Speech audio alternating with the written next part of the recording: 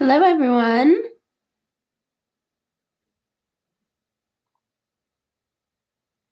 All right, we are going to get started. And today's session for this afternoon is all about permissions. So today we have with us, see here, Stephanie Pratt, who I would like to introduce. And she will be your speaker today. So she is a senior principal user experience researcher here at Blackbaud and looking to learn for our customer expertise in this session. So I'm going to start with a little bit of housekeeping. So this will be an interactive session. So feel free to use the chat, as a few of you already are, and just let me know in the chat if you're having some audio issues or you can't hear us. Recordings will be available afterwards. And then you can also download these slides on the screen to the right. So I will go ahead and pass it to you, Stephanie, to get us started. All right. Well, thank y'all for being here. What are you going to just manage the slides for me, or do you want me to take control? You can do that? Okay, perfect. All right. So for this session today, our goal is to learn from you about your challenges, goals, and use cases in managing user permissions in Blackbaud software for your organization to help us identify where we can dig into the details with follow-up research. For this session, I have questions to spark the conversation on the slides to get you thinking. In this group format, my hope is that you can build on each other's responses so that we can identify areas to dig in further with research. So to participate in this session, you can add your thoughts in the chat, or I believe raise your hand to come on camera and give your answer live. I know we had about, I want to say 120 folks registered for this session as of this morning. So if you'd like to be contacted to participate in research on this topic, I'm going to drop a sign-up form link in the chat now, and then again towards the end of the session, so that we can keep talking about this topic. So to start us off, we can go to the next slide, which is just a demographic question. So if you could just drop your answer in the chat on how many products you managed user permissions for.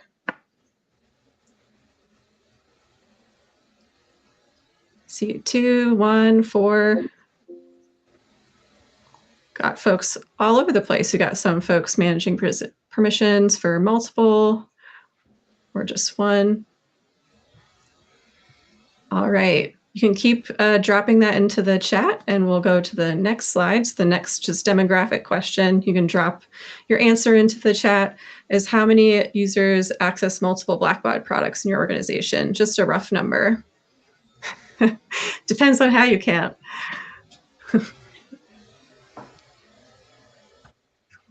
All right. Looks like we also have quite a variety there. Thank you all for sharing. Great, thanks so much.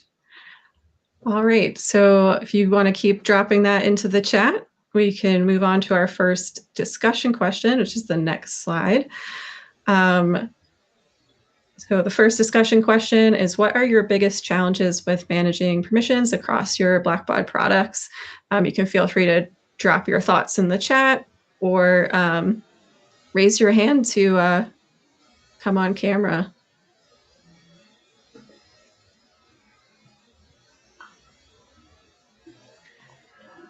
All right, I see matching security and permissions with database and web view, not granular enough. too broad or too narrow.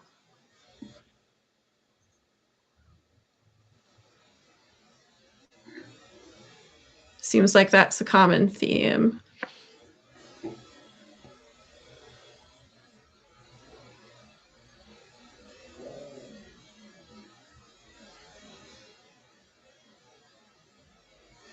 All right, just reading your chat messages as they come in. Are folks resonating with things that they're seeing in the chat?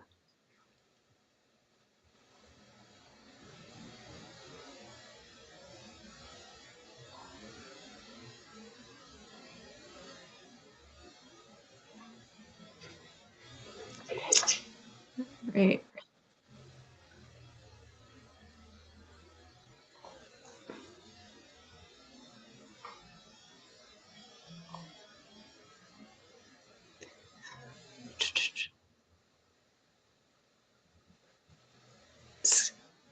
Skimming the chat here.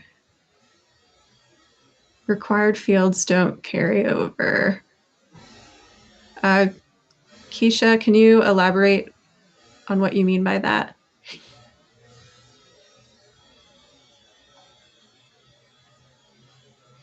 And Bill, I would love to hear a little more about your message there as well, about it needing an overhaul.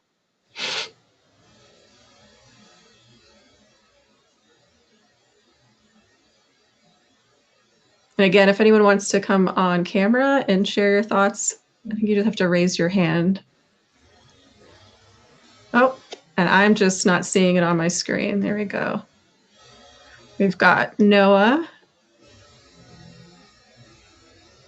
Hey, Noah. Hello. What would you like to share? So I figured it'd just be easier to kind of use my words rather than trying to throw this into chat. But like, just Sure. I think one of the challenges, I think I've seen other people talk about it, is the matching permissions across the database view versus web view. Mm-hmm. And so I hope this isn't getting like too far ahead, but like just to kind of to flesh it out a little bit more, the query, for example, is so like when query was enabled in WebView, it created a bit of a hitch for us because we're in database view, query is like, it's enabled and it's kind of like like either you have access to your query or you don't. Then when it was enabled in WebView and the added granularity of really just like you only have the toggle, well, can they export from query or can't they? And that's like the only permission that you really have control on, because the access is managed through database view, if I'm understanding correctly. And so it then it basically creates this artificial step where now we have to like go through and either say, okay, well, everybody who gets access to it across all security groups, or like we have to go back and now we have to suddenly reconcile one piece of web view permissions with database view permissions, and then add to that the group management. And so basically, like, I'll sit down with my supervisor and we have to like sit and look that, okay, so here's this group and here's everybody who's in this group. We have to go through that, look at all of them. Okay, well then this person should have it, but this one doesn't. And it's really like the little things like that. So it's like by introducing the added granularity, on one hand, it's like, I get it, it's good, but just the way it's kind of been rolled out has been a little bit rough, just because it creates, every time it rolls out, now we have to suddenly stop and look at this, and we have to either decide, okay, well, do we have the time? Is it important enough we have to stop everything, figure this mess out, or do we triage it and try and circle back on it later when we have the time? Which, as I'm sure everyone here can attest to, when I have the time is a very vague word. Yeah. Thank you for sharing your feedback. Does that feedback resonate with others on the call?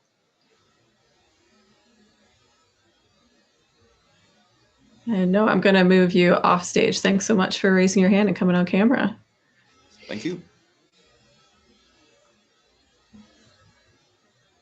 I got a lot of yeses. Awesome. Thank you for sharing.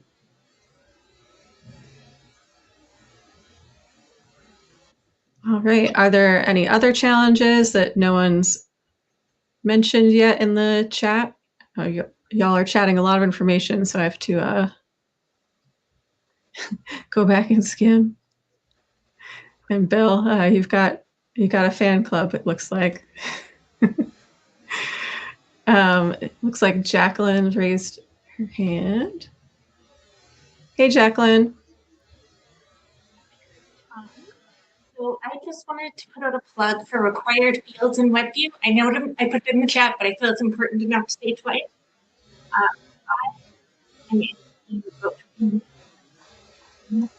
Great for them actually entering their information, but are they entering all the information? No, because they're not to anymore. So that's a little bit more fun. Needing to do maintenance checks and things like that. Gotcha. I want that, please. You were cutting in and out a little bit. I was hearing you talk about required fields, but they weren't not entering the data. Did I get the gist of that? Yeah, sorry about that. Can you hear me now? Sure. Yes.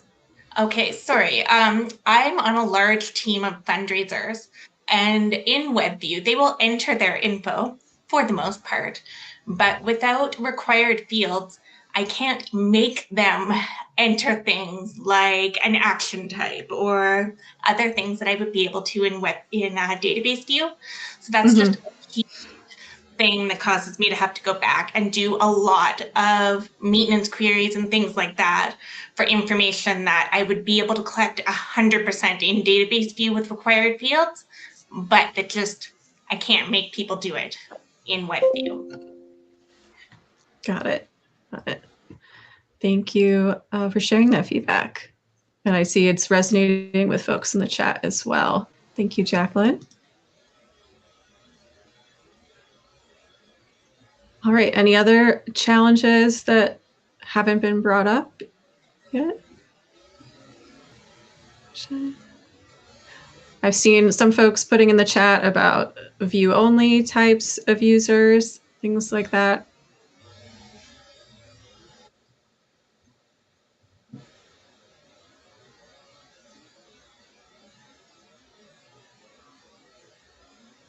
All right. Well, computer just zoomed in on everything.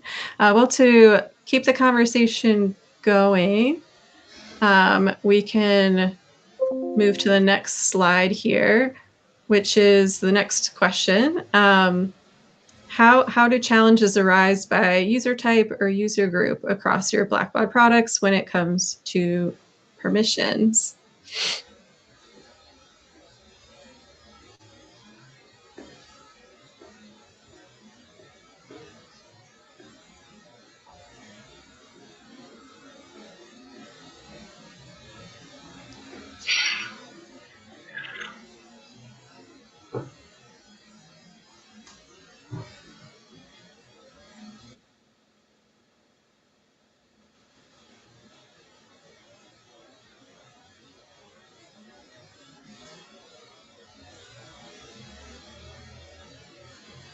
Lauren, I'd love to hear a little bit more about the conflicting permissions between multiple products. If you want to add that to the chat, or if you want to raise your hand and come on camera.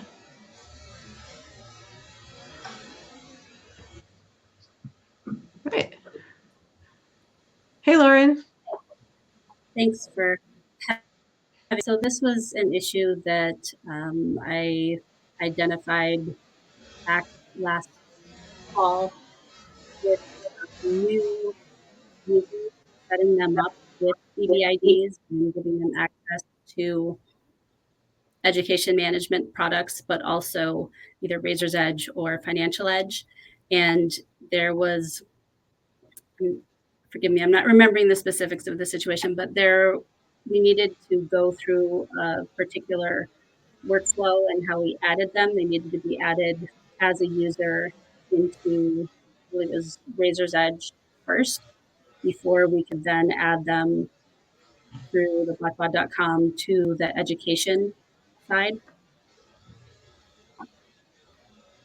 And Got it.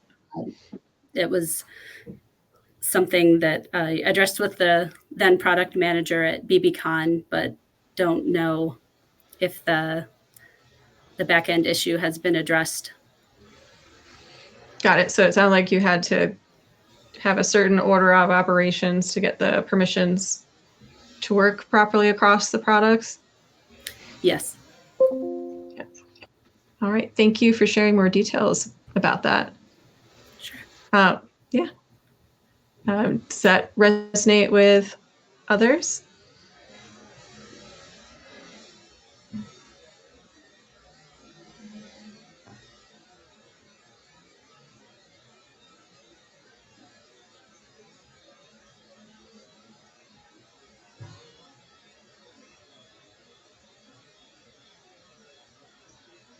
Right. I see folks commenting about RENXT permissions and groups being confusing.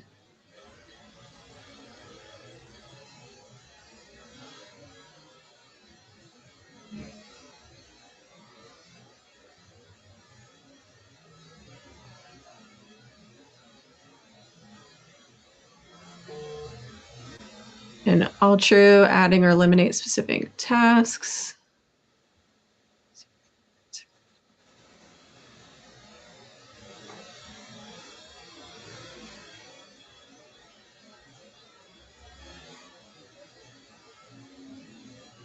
All right. Let's see here. All right, let's go ahead and move on to the next question. Next slide. So what are some example of use cases of permissions across Blackbaud products at your organization? If you're managing permissions across multiple products, you could share like the role types or like the need for them to go across multiple products. I'm seeing a lot of feedback for database view versus web view for Razor's Edge NXT. Yes, Bill, you can contact me afterwards. In the download, the slide download, my email's on the last slide. If there's more specific feedback you want to send over, I'll also share. You grab that link again, and I'll pin it this time. The follow-up. The follow-up research sign up.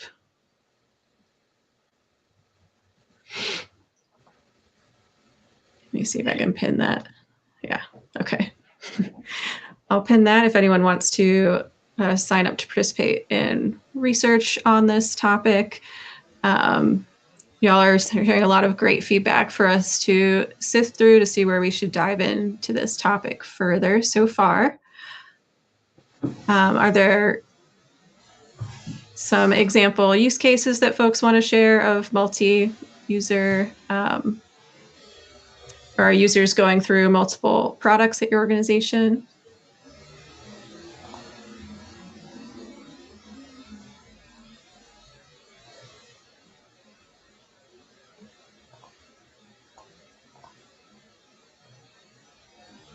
Right, I'm seeing some feedback about documentation.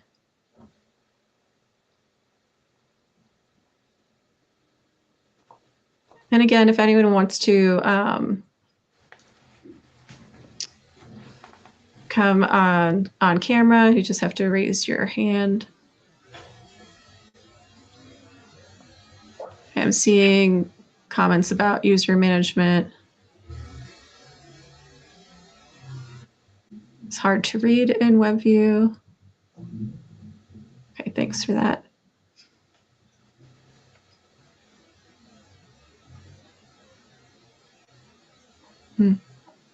Thanks for sharing that, Jen.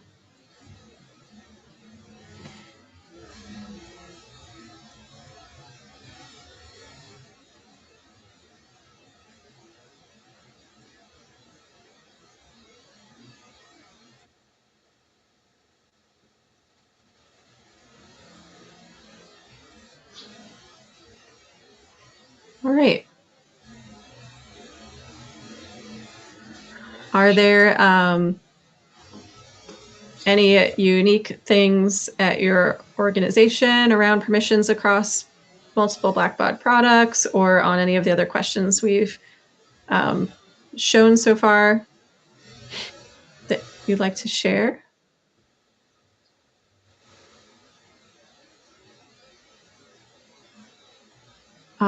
Thank you for sharing that, Katie. So you have one person who handles permissions for FE and another for RE, but when someone leaves, it needs to be activated. Only the person who handles RE can do that, since they're the admin for everything. Got it. Are others having similar setups at their organization on permissions?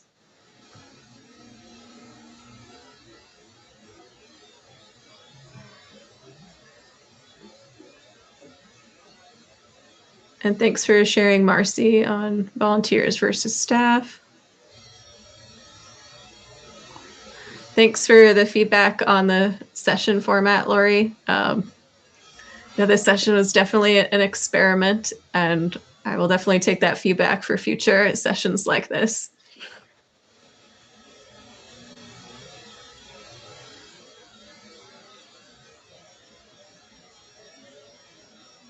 Thank you for sharing, Joanne. Oh, absolutely, Lauren.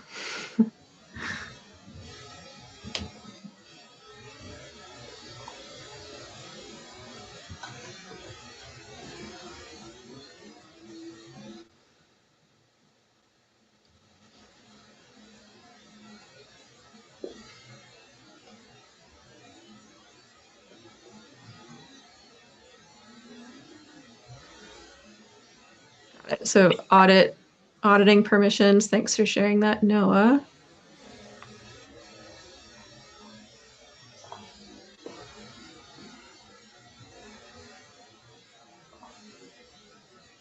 Having permissions carry from RE to research point. Thanks for sharing that, Jessica.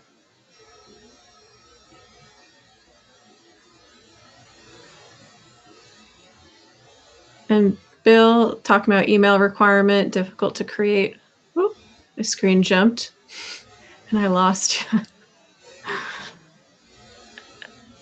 Difficult to create multiple accounts for the same person. Could you elaborate a little bit more on that, Bill? Like what the use case is, like the person playing two roles in different places, or give me a little more context for that.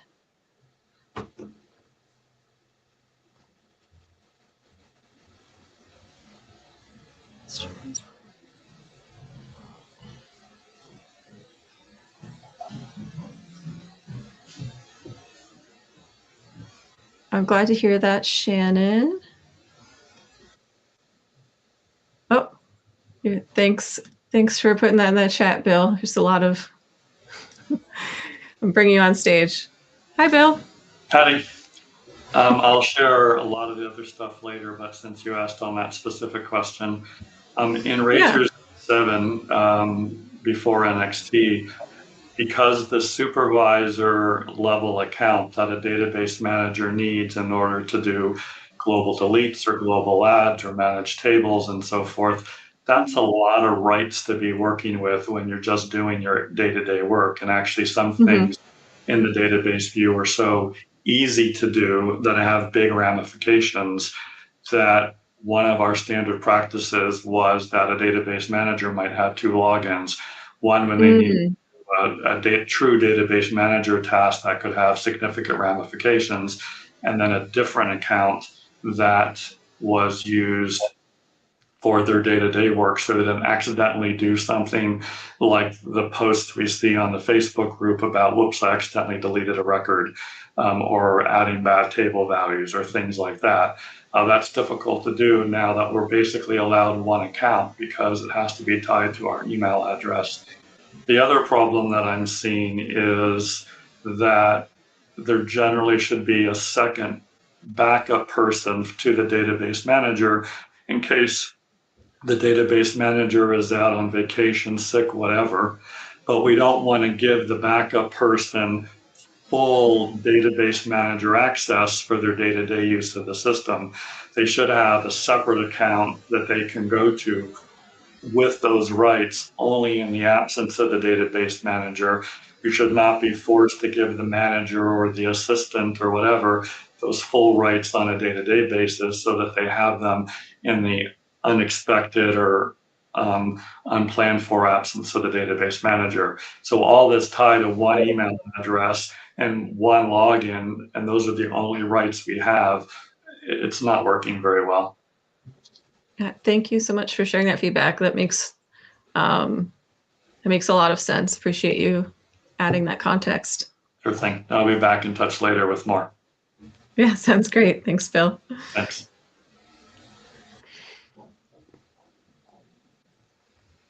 Yeah, I'd be curious if anyone else on the session has similar practices that Bill just shared.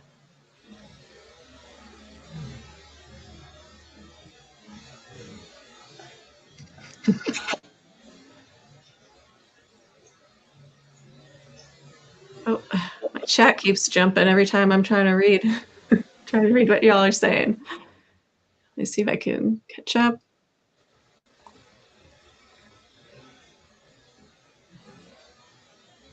I see, Jen, you're sharing feedback around being able to see what any user has done.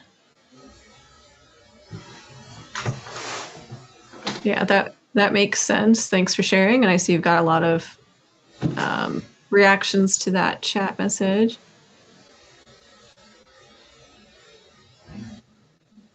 And Ben, thanks for sharing about the plus on the emails. Oh, it's good feedback.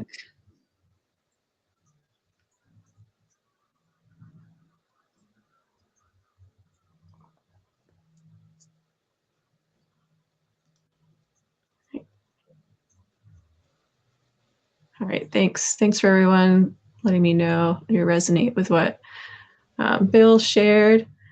Are there any other use cases, things like that, that haven't come up in the chat yet that you'd like to share?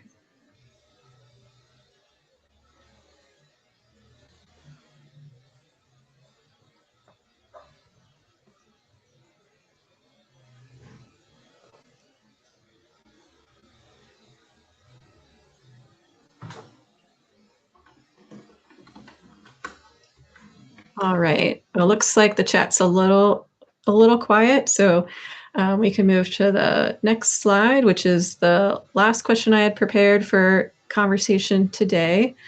I think some of you have already answered this in some of your chat responses, but what is something you wish you could do with permission management today that you can't, and why? And again, if you want to answer that in the chat, go for it, or if you'd like to raise your hands and give more context or talk through your answer, that is welcome as well.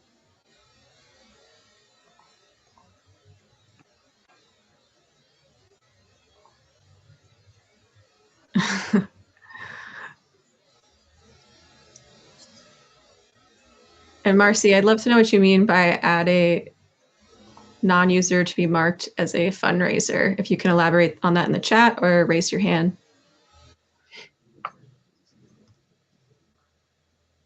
Right. Hey, Marcy.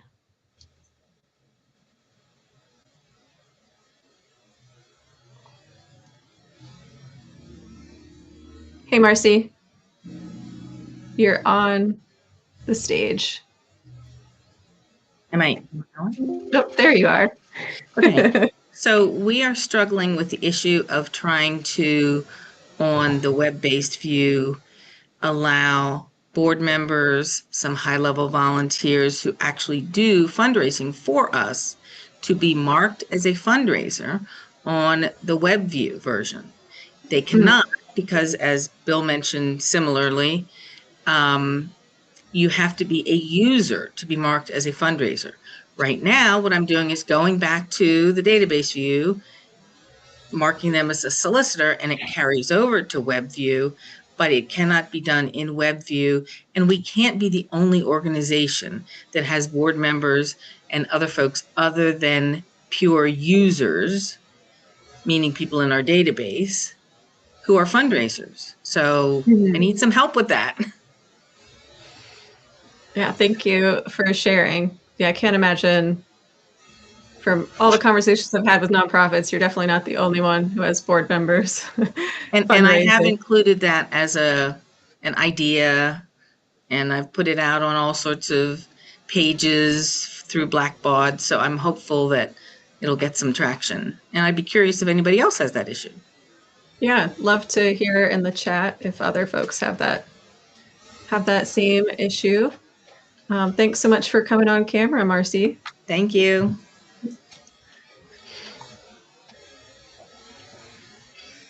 Yep, I see Lynetta has that same challenge.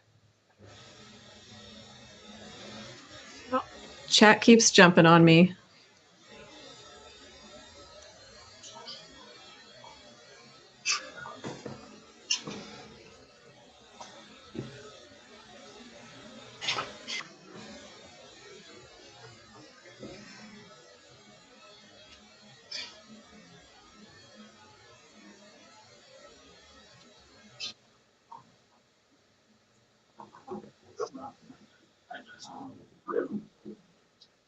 Jeannie, I see your chat message around allowing access to all records except those in a select group as feedback.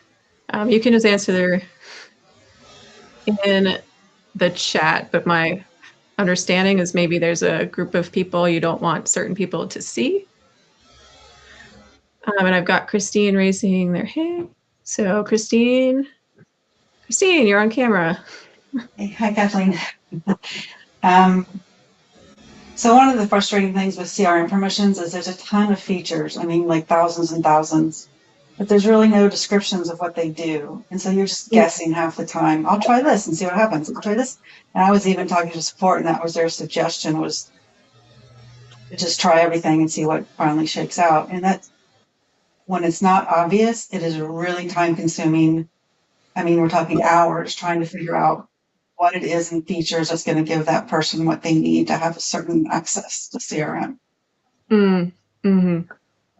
Yeah, that sounds like it would be time consuming trying to guess which thing does what and see what happens. Yeah, and I see Bill saying ditto and Ari. Yeah, thank you for sharing that, Christine.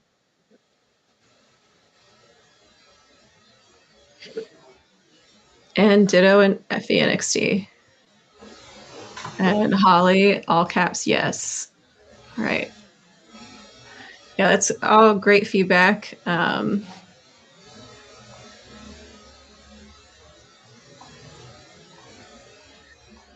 thanks, Jeannie, for clarifying your chat message there.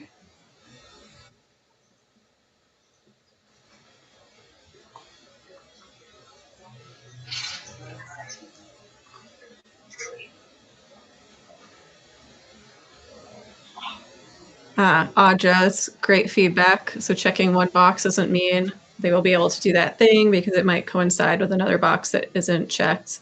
So some way to show dependencies or things like that to help. And I see Michelle's raising her hand. So Michelle, I'm going to bring you on camera. Hey, Michelle. Trying to load. So there are if you go into and you can run a query, so I have the name, the feature type. This is CRM. Name, feature description, what security folder. So it does give you somewhat of a hint of, so you can kind of look at it, what's the name of the process, and then it does tell you this data form is a new acknowledgement process, or this form is used for editing this, or this is used for that. So there are some feature descriptions. I will agree, sometimes it's like, I liken it to playing Battleship. But you can oftentimes narrow it down. So I will search the feature description often for a good starting point and go, oh, acknowledgement processor. Oh, somebody else has that. Can they do that? And then kind of build off of there. So, but I'm happy my information's up there. If anybody needs any help finding this in CRM, just contact me and I'll help you. No, thanks for sharing that, Michelle. Yep.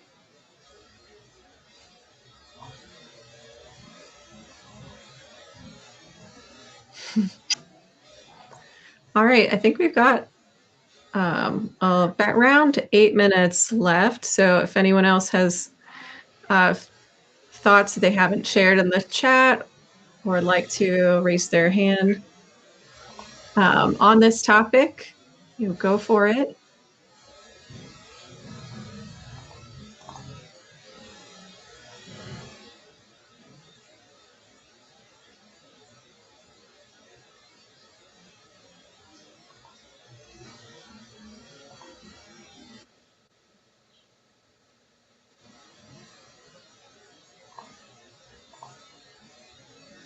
Holly, thanks for sharing that example of what you use to test out permissions.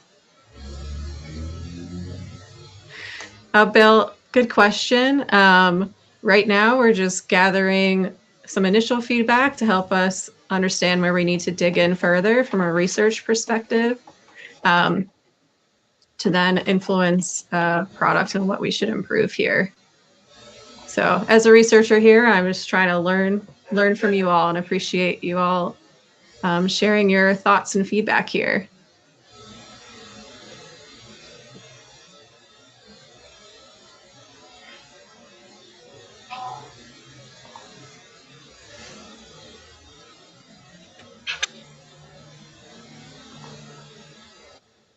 All right, thank you all for the feedback.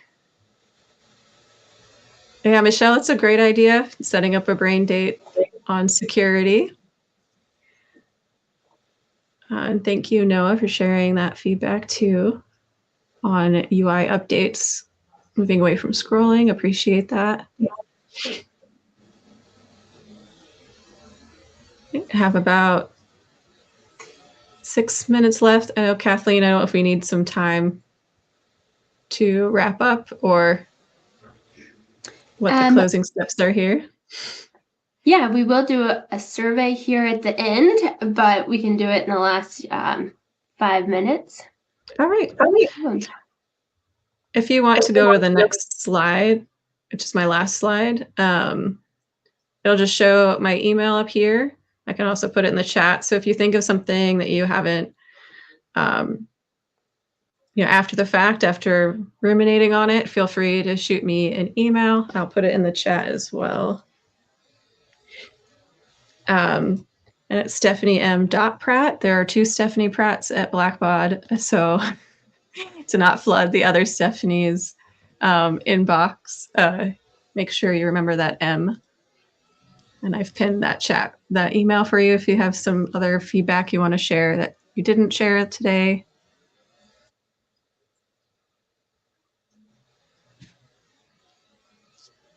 Absolutely, Holly. I'm grateful for all of you sharing your thoughts today. Again, we do plan to do additional research on this topic, so I've pinned the sign-up form link there if you're interested in being contacted about any follow-up research. Shannon, you could email me some initial feedback, but you can also go to your idea bank to post that there as well. So both avenues are fine.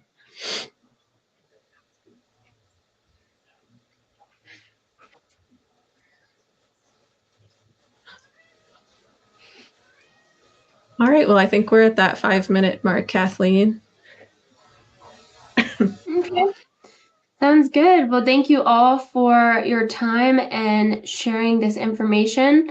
I did ask my group to see if the chat will be available after this call. So I don't have an answer just yet, but working on that. So I know that that information from this recording can be shared. So I did see that comment.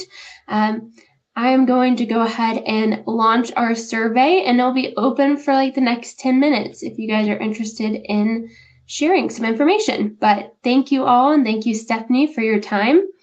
And I hope you guys have a great rest of your time with BB Dev Days. Thank you all for sharing. Thanks.